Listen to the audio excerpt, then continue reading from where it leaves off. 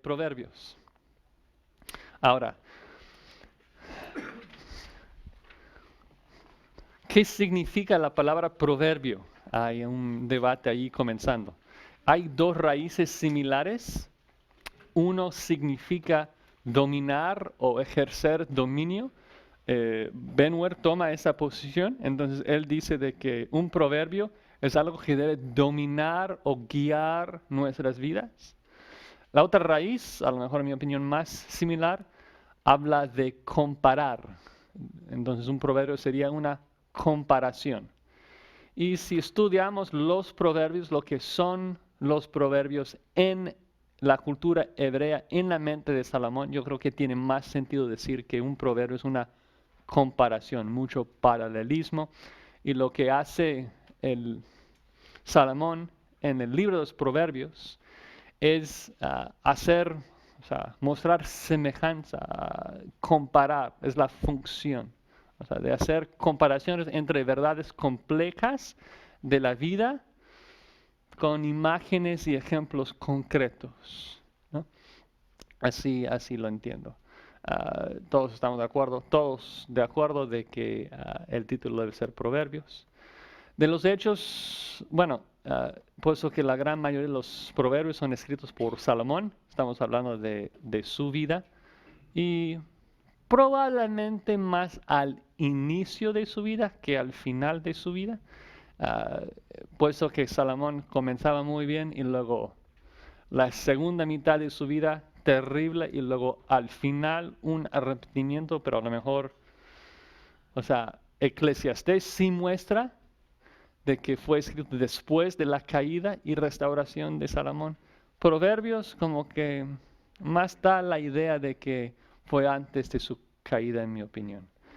En cuanto al manuscrito, en Proverbios 25:1 menciona el nombre de Ezequías, de que fue una recopilación de los proverbios de Salomón. O sea, no es que Ezequías está escribiendo proverbios, sino de que los sabios durante el momento de Ezequías estaban haciendo una compilación de proverbios de Salomón, varones de Ezequías. Entonces, si estamos hablando del escrito, digamos, bueno, Salomón escribió los proverbios, pero luego, en cuanto al escrito final del libro de proverbios, no puede ser hasta después de Ezequías, porque esos varones están ahí compilando, copiando los proverbios. Hermano. Se puede decir que Salomón los decía, las gentes de su atrio los copiaban, tenían muchos puntos y los Ezequías vino los... Sí, sí, o sea, dicen Reyes 4:32, como mencionó acá, de que Salomón escribió, recitó más de 3,000 proverbios y los dejó, o sea, parece que los dejó escrito ahí en el templo, pero el libro de proverbios, o sea, son, o sea, alguien, tal vez Salomón con la ayuda de otros hombres, como que juntando lo mejor de lo mejor, observamos 518 proverbios en el libro de proverbios, es decir, o sea, no todos, menos de la mitad. En cuanto al autor, la gran mayoría escritos por Salomón. En los últimos 2 capítulos vemos los nombres de, bueno, 2 otros nombres. Uno es Agur y otro es Lemuel. La tradición judía dice que Lemuel es otro nombre para el mismo Salomón. Recuerdan de que la gente de esa época tenía varios nombres, un nombre para su trono, un nombre de nacimiento, varios nombres. Nos dice que Lemuel era uno de esos nombres. No podemos estar seguros, pero la tradición judía es muy, muy antigua afirmando esto. Cuando el contexto, obviamente Salomón era, fuera de Jesucristo, el hombre más sabio de la historia. Jesucristo hace referencia a esto, de la sabiduría de Salomón. Mucha gente venía para escuchar la sabiduría de Salomón y nosotros haremos bien para hacer lo mismo. en la interpretación de los proverbios. Probablemente esta es la sección más importante de la clase porque los proverbios son sumamente mal interpretados, en mi opinión, porque no entendemos que Salomón mismo los define como proverbios. Entonces, Salomón no dice, Proverbios 1:1, así ha dicho Jehová, coma, instrucción directa, sino que dice, estos son proverbios. Es decir, son dichos sabios. Haces bien para seguirlos, pero no son promesas absolutas. Entonces, por ejemplo, cuando Salomón dice, hay bendiciones sobre la casa del justo, pero violencia cubrirá la boca de los impíos. Y hay muchos proverbios así, de que el justo va a prosperar y que el malo siempre va a recibir angustia y aflicción. Le digo, oye Salomón, ¿te oyes igual a quiénes? Los amigos de Job. Diciendo, Job, tú estás sufriendo, entonces necesariamente es porque eres un malvado, un necio. Y entonces aflicción vino sobre tu cabeza. No está diciendo eso Salomón. Salomón está dándonos un proverbio, un dicho sabio, en particular durante la teocracia, de que, o sea, muy sabio y muy inteligente, o sea, son los justos los que se gozan de una vida más tranquila, de más bendiciones, que ven sus nietos. Son los injustos, los que hacen iniquidad, los que están en la cárcel y los que son matados, etcétera, etcétera, etcétera. Así que digo acá, de modo de generalización, adentro de la teocracia, los justos recibieron más bendiciones que los impíos. Otro excelente ejemplo está en Proverbios 26, 4 al 5. Y nos damos cuenta de que si esto fuera una epístola de Pablo, una profecía de Isaías, sería una contradicción total. Mandato, o sea, es una orden. Nunca respondas al necio, de acuerdo a su necedad, para que no seas tú también como él. Responde otra vez, mandato, al necio como merece su necedad. En hebreo las frases son completamente idénticas, fuera de que uno dice no y el otro no dice no. O sea, es imposible, o sea, si son mandatos absolutos, es imposible obedecer a ambos. Pero no son mandatos absolutos, son principios explicándolos cómo responder al necio, de que no debemos entrar en su necedad y ser como él, pero hay que decirle algo o va a seguir en lo mismo. Si regresamos en el mismo capítulo 26, noten que dice, como no conviene la nieve en el verano, ni la lluvia en la siega, así no conviene al necio la honra. Escuché una predicación de esa sección hace un tiempo y me quedé como, qué terrible sermón, porque el maestro lo enseñó como una epístola de Pablo. Y fue, o sea, si Pablo escribe no conviene al necio la honra, es decir, que no puedes dar honra al necio, ¿no? Como instrucción. El necio no debe recibir honra.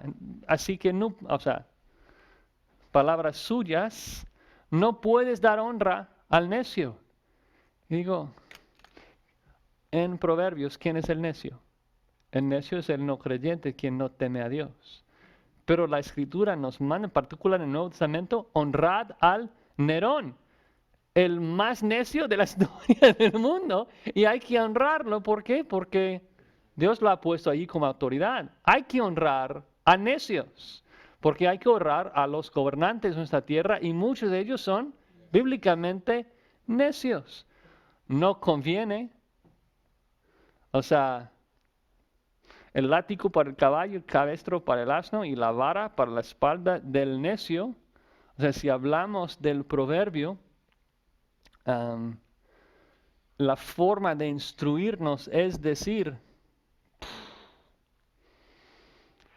todos queremos honor, ¿sí o no? O sea, y si actúas como un necio, no vas a recibir ningún honor. No conviene. Nosotros cuando observamos que un necio esté recibiendo honor, todos lo vemos como algo mal, inapropiado. Entonces es un llamado a no ser necios. El punto, tratar de ilustrar de que son proverbios, son refranes sabias, no son profecías, no es instrucción directa. Obviamente es inspirado por Dios, son proverbios inspirados por Dios, pero no debemos tomarlos como promesas absolutas. Y yo creo que aún más son muy, muy importantes para nosotros en un ambiente así, porque Salomón nos dice de que escribió esos proverbios para ¿quién? Un joven preparándose para entrar en un lugar de autoridad, ¿no? El hijo del rey. Entonces, si estamos hablando de gente que quiere estudiar y prepararse para llegar a tener la posición de autoridad en una iglesia y enseñar la palabra, muy, muy importante escuchar esas palabras. El tema es sabiduría. El propósito que el hijo joven e ingenuo reciba exhortación e instrucción en los caminos de la sabiduría. El resumen es obvio. Tenemos muchos contrastes entre el justo, el sabio y el necio, el impío. El justo teme a Dios y disfrute su vida. El necio solamente vive para el presente y va a ser destruido. Se le acerca la destrucción. Bueno, vamos a ver un poco más del... los proverbios son difíciles de embosquejar porque no son como categorizados en diferentes temas, pero vamos a ver en las dificultades clave que aún esto es a propósito en mi opinión. El principio de la sabiduría es el temor de Jehová. El principio. No puedo enfatizarlo más o demasiado. No tienes sabiduría si no temes a Jehová. Como he dicho ya varias veces, o sea, si hablamos del profesor en la universidad que tiene sus 3 doctorados, si no teme a Jehová, es Josías. ¿Estás diciendo que no tiene ninguna sabiduría ese hombre con 3 doctorados y toda su inteligencia no tiene nada de sabiduría? Correcto, no tiene ni una gotita. No puedes tener sabiduría sin temer a Jehová. Ni la más mínima idea de por qué existe. Piensa que llegó a ser desde un chango y va a ir al infierno para durar toda la eternidad recibiendo el juicio de su necedad. Eso no es sabio, eso no es sabiduría. Eso es necedad. El principio, el inicio de la sabiduría es temer a Jehová. Temer a Jehová. Es una tontería la sabiduría de este mundo. Muchos proverbios que nos hablan acerca de la confianza, de la fe. Fíate en Jehová, confía en Jehová. No seas sabio en tu propia opinión. Otra vez quiero enfatizar de no desligar los versículos del Antiguo Testamento con la teocracia. Somos muy dados a memorizar esos versículos. Yo creo que todos nosotros lo hemos, o sea, nuestros niños tienen que memorizar, nosotros lo memorizamos. Fíjate en Jehová con tu corazón, no te apoyes en tu propia prudencia, etcétera, etcétera. Pero luego solamente memorizamos 5 al 7 y salimos con la idea de que, o sea, fiar, en el contexto de confiar, estamos hablando de Jesús, del nuevo pacto, y nos olvidamos del propósito del proverbio adentro del libro. Y si seguimos leyendo, nos damos cuenta, o sea, siempre, o sea, leer el contexto nos ayuda a no malinterpretar el pasaje, porque seguimos leyendo, porque será medicina a tu cuerpo y refrigerio para tus huesos. Honra a Jehová con tus bienes, con las primicias de todos tus frutos, y serán llenos de graneros con abundancia, y tus lagares rebosarán de mosto. O sea, esto es, o sea, aplica directamente a nuestro día. De que si nosotros ofrendamos, o sea, lo mejor, si damos nuestro 10%, si diezmamos, de que Dios va a llenarnos de bendiciones físicas. No creo. Entonces, o sea, leer el contexto nos ayuda a no desligar el texto que nos gusta con el contexto del pasaje. De que está hablando de una confianza en Jehová, un temor de Jehová adentro del antiguo pacto. Fíjate, no es necesariamente una fe cristiana. Primero vamos a hablar de lo que significaba en la mente de Salomón, en los proverbios, luego lo vamos a aplicar a la fe cristiana, y obviamente hay muchos principios muy importantes en la lección que podemos aprender. Goza con la esposa de tu juventud. Como que ahora parece casi ironía, ya que Pablo que Salomón tenía 700 esposas, pero por lo menos se gozaba con la primera, ¿no? En cantar los cantares. Importante, y vamos a verlo un poco más en cantar los cantares, de cultivar amor, cultivar gozo en el corazón hacia nuestros esposos y esposas, de tomar tiempo para meditar en la bendición que es de parte de Dios y crecer en nuestro gozo y nuestra alegría en nuestros cónyuges. Sí, hermano. ¿Qué principios podemos o debemos tomar para considerar esto como no una verdad absoluta?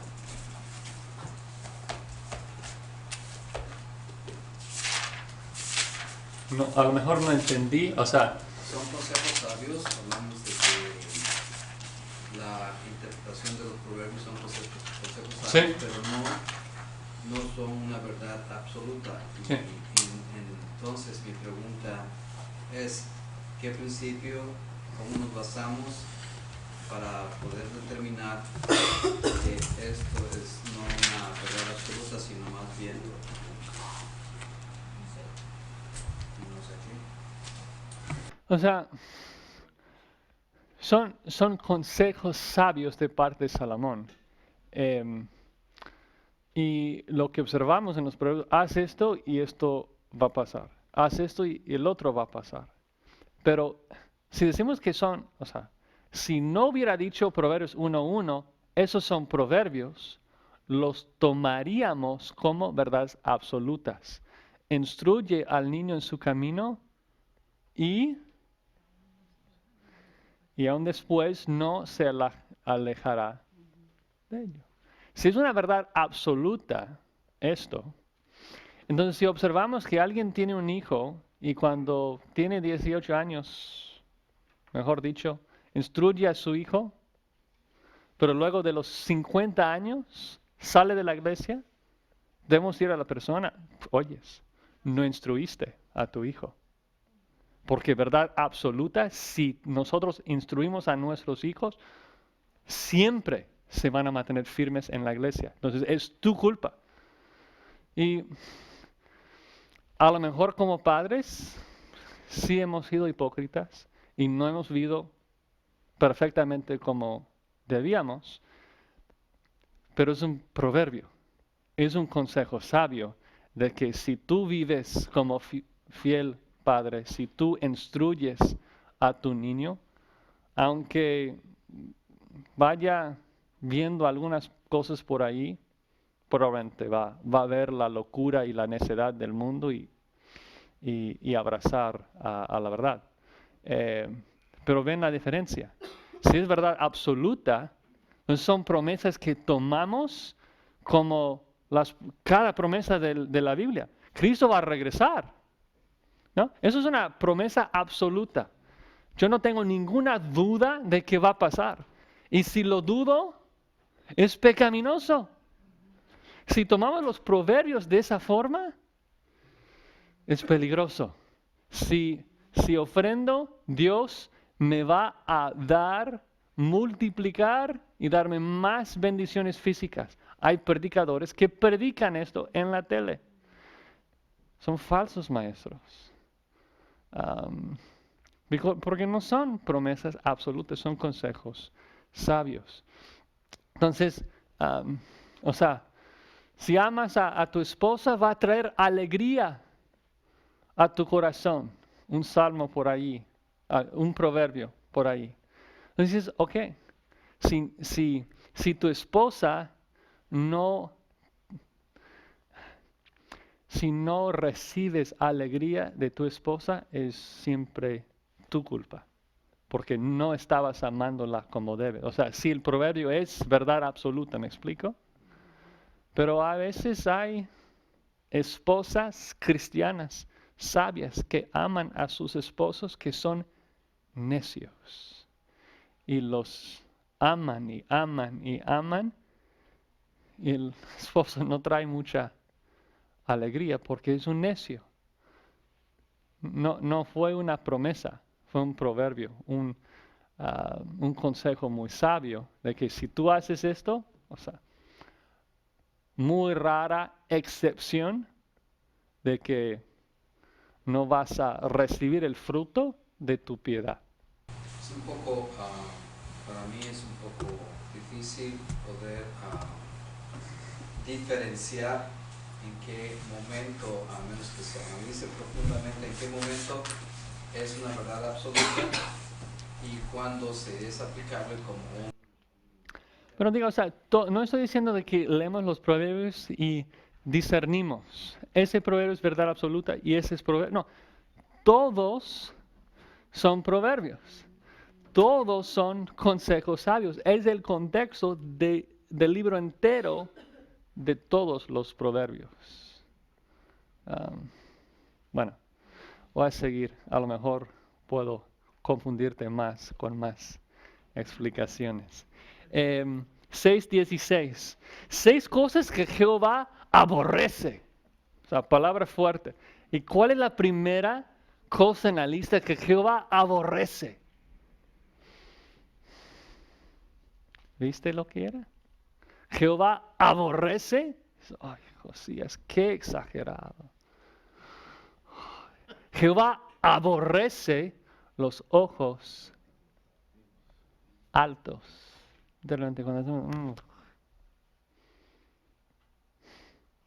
Jehová aborrece esto. ¿Por qué? Porque es una muestra de ¿qué? De orgullo. Tú que estás gastando mi tiempo.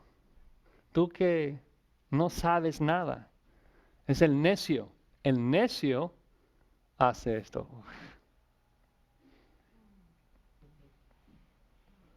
Es el necio.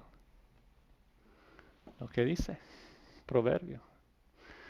Jehová aborrece los ojos altivos. Obviamente, Proverbios habla mucho del corazón, de que no es que estás viendo un avión ahí en el cielo, o sea, detrás de el ojo alto, es que lo estás haciendo ¿por qué?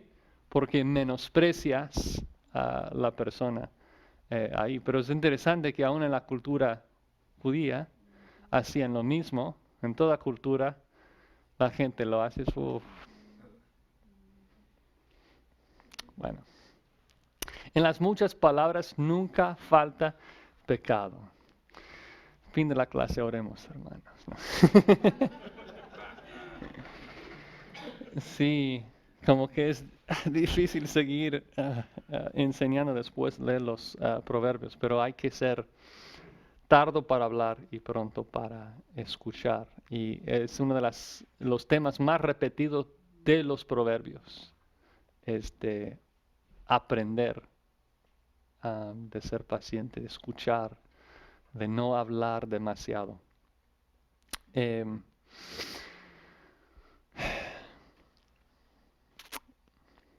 Bueno, 15:1, la blanda respuesta quita la ira.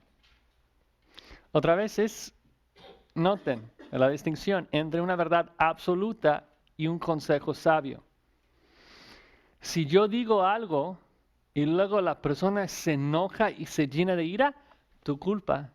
No le contestaste blandamente. Si lo hubiera respondido con una blanda respuesta, no se había airado. ¿Por qué? Porque la blanda respuesta quita la ira siempre, verdad absoluta. No, consejo sabio, proverbio sabio. La blanda respuesta quita la ira. Estoy hablando con un joven el otro día. Y dice, ¿sabes qué? No, es que todo el mundo se enoja conmigo. Digo, ¿a qué se debe esto, crees? Tengo un proverbio, un consejo muy sabio. Probablemente, si todos se enojan contigo, es porque tú no sabes hablar y contestar con sabiduría, ¿no? Pero hay una forma sabia de aplicar los proverbios, no como verdades absolutas, sino como consejos sabios. 16:9 es traducción mía, porque las palabras, los verbos son muy fuertes. El hombre planea o el hombre piensa en su camino, pero el Señor determina sus pasos, es lo que dice literalmente. Porque es uno de mis versículos favoritos, de que nosotros tenemos que planear, tenemos que pensar en nuestro camino. Yo voy a hacer esto mañana, tengo un plan de lo que vamos a hacer, pero Jehová determina cada uno de mis pasos. Yo tengo como el plan general de cómo lo voy a hacer, pero Jehová está, no dice dirigiendo, sé que la Reina Valera lo dice determina mis pasos. Habla de la soberanía de Dios, de que yo estoy ahí planeando y pensando en mi camino, pero Jehová, para mi bien como buen pastor, está determinando mis pasos. Es un gran consejo entender y pensar en esto. Y a veces la gente, y yo diría no tratando de juzgar ni hacer generalizaciones, pero en general el mundo hispano y adentro de la iglesia hispana he observado de que como que hacer planes, poner cosas en el calendario como a veces como que no es tan piadoso porque hay que dar lugar al Espíritu Santo y como que se ve mal hacer planes. Y en parte en base a Santiago 4, pero noten lo que dice. De que vamos ahora los que decís, hoy mañana iremos a tal ciudad, estaremos allí un año, traficaremos y ganaremos cuando no sabes lo que será mañana. Porque ¿qué es vuestra vida? Ciertamente es neblina que se aparece por un poco de tiempo y luego se desvanece. En lugar de lo cual deberíais decir, o sea, deberíais planear. Tienes que planear que vas a ir a esa ciudad y hacer tal cosa, pero lo haces con un entendimiento de que yo voy a planear mi camino, pero Dios determina mis pasos. Entonces, si Dios quiere, lo voy a hacer. Y si Él tiene otros planes, amén. Yo me voy a regocijar en los pasos que Él ha determinado. En lugar de lo cual deberías decir, si el Señor quiere, viviremos y haremos esto o aquello. Es decir, hay que pensar, haremos esto. Hay que poner la alarma en cierto tiempo para mañana, dependiendo de qué planes tenemos. si vamos a trabajar o no, y dónde vamos y cuándo vamos a trabajar. Pero no hacer los planes sin pensar en el consejo sabio de Salomón. Yo puedo planear, pero Dios es quien determina. Él está en control y yo me regocijo de la determinación de los pasos que Él me da en vez de mis planes. Es jactancia cuando nosotros pensamos, yo voy a ir a un lugar y ganar tiempo, ganar esto, porque, ¿qué sabes tú? Solamente Dios.